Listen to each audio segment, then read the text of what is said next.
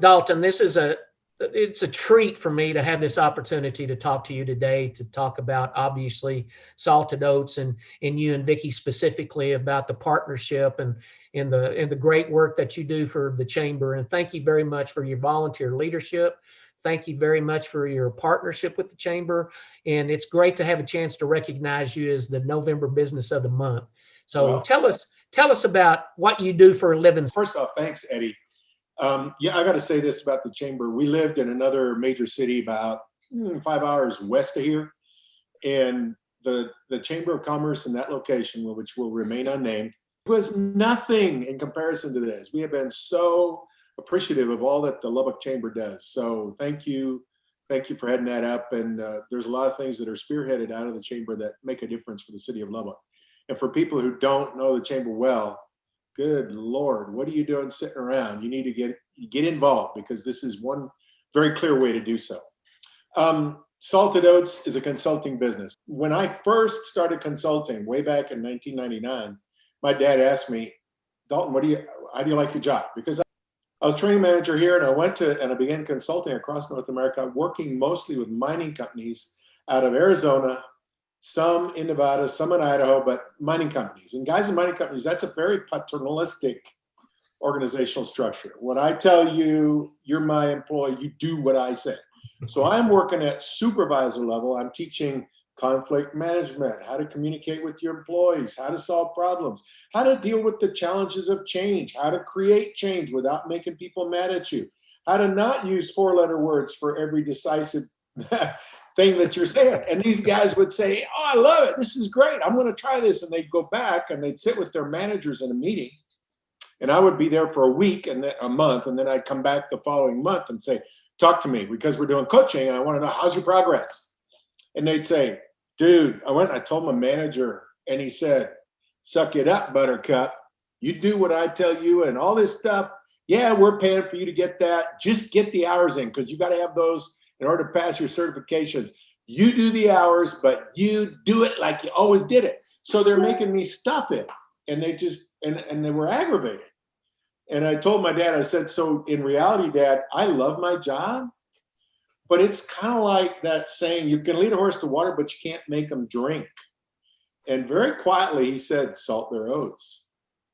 And I started to keep, what? And it was just almost like you could hear screeching tires, my brakes hit. And I said, what? He said, salt their oats. Now you have to understand, my dad at that time was in his late 80s, maybe 85. And he had been a farmer boy as a kid, but he became he was a medical doctor, and he retained his license till he passed away at 93 and a half. And he was active in medical processes. He didn't have a business. He was not practicing, but he maintained his license. But he was raised a farmer kid. And he said, Dalton, you can't make a horse drink. If they don't want to drink, you can't make them drink. But if you will salt their oats, their feed, just put salt in their feed, you watch what happens. They will go drink like crazy. And so when we came up with a name, what is the thing that we try to do? Well, leadership coaching, and we consult and coach, or we do culture design, or we do executive coaching and mentoring, or team interventions, or strategy workshop. You talk about all this we do stuff, but who are you? Well, as Salted Oats, what we do is we put flavor that makes people want to change how they drink. In other words, you as a leader, you can push things down, you can force people to go after stuff, or you can draw them. And when you're forcing, that's actually a management technique. Anytime you push, that's management. But anytime you lead, you're drawing, you're pulling in a direction. And people respond differently to the sense of a pull than they do to a push. What a great pitch that is for Salted Oats. I think that's a great description of what you and your small business tries to accomplish for your customers. And I think that's an excellent story. Lead with what is the issue you're facing, and how are you as a leader approaching that?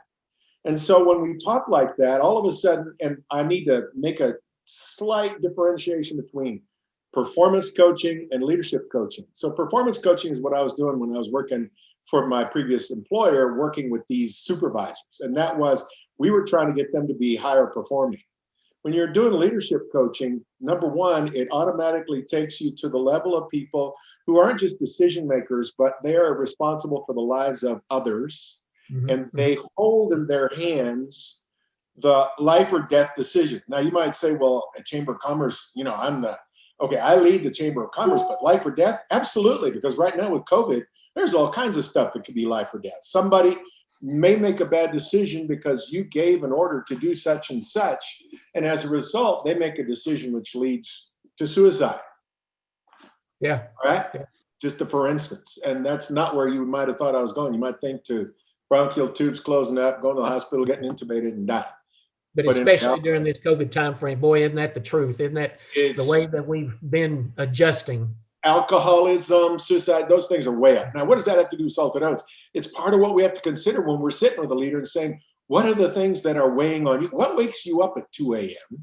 and makes you have sleepless nights?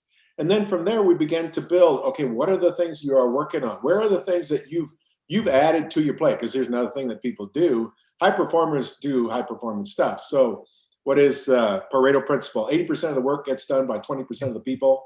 Exactly. So if you do the Pareto principle and you look at your type A personalities and the guys who are leading organizations, the gals who are driving stuff forward, they're doing all kinds of stuff. Somebody says, can you add this to your plate? And they'll go, I'll find time. Instead of saying, all right, what am I going to jettison in order to have room for this thing I'm adding? They go, yeah, I'll take it. And then they look down at their plate and they go, what have I done? Yeah. Right. And their personality wise, some will say, no, I can't add that to my plate. You do it. And others will go, can I get back to you? And others will go, yes. And then they walk away and they hate your guts. And they're going to say, someday I'm going to take this plate and smash it over his head. And so all this personality stuff, this is part of what we do. When I mentioned team intervention, we are actually trained as we could do conflict, not just conflict management, but mediation. And as mediators, we're trained to bring people together and help them resolve issues based on principle rather than on, I hate this, I hate that. That's a good explanation. Thank you for sharing that too, because that really does put it in the right perspective, what people expect from a coaching business, a consulting business of your nature. But the biggest thing with coaching is not telling you what to do, but looking at what your performance is and then helping you refine what that performance is presently to eliminate the stuff which slows you down and add to the things which are going to speed you up. So once a month, we do a luncheon called TW3. TW3, yes, sir. It's called Transforming the Worker in the Workplace. The idea is you put stuff inside that worker that builds a foundation of strength, recharges them so that when they go back into their workplace, they change how they do their work, and that affects their workplace. And we've been doing that for a little over 3 years now. That meeting is talking about business issues, but from a biblical perspective. We don't take an offering. It's not church. It is not something where you're required to join, but it is a come to, and we eat lunch together at the Tech Club. We've been doing it the fourth Tuesday of the month, but that's something we kind of do as an added extra that is a benefit, we believe, to the community also. The credence of what you do in your day-to-day job certainly is expanded with the people that you touch in your volunteer experiences. So it's obvious that obviously you share those same experiences from your professional job with what you do at the people that you come in contact with. I mean, it's all the volunteer experiences. So that very much is appreciated with what you share with us, Dalton. So thank you very much. Well, thanks, Eddie. We've enjoyed working with the Chamber, and we've met some really great people in that organization, the Ambassador Corps. I guess this year I will be the head of the Ambassador team coming in 2021. Thank you with your role with the ambassadors. Thank you for what you're doing with our community prayer gathering group. Thank you for all of your volunteer experiences. I think it's really added to how good we are as a chamber is as good as our volunteers are. So I think that's one of the things I've always applauded the most about the chamber is guys just like you in Salted Oats, your business, what you bring to the chamber. Thank you for the time.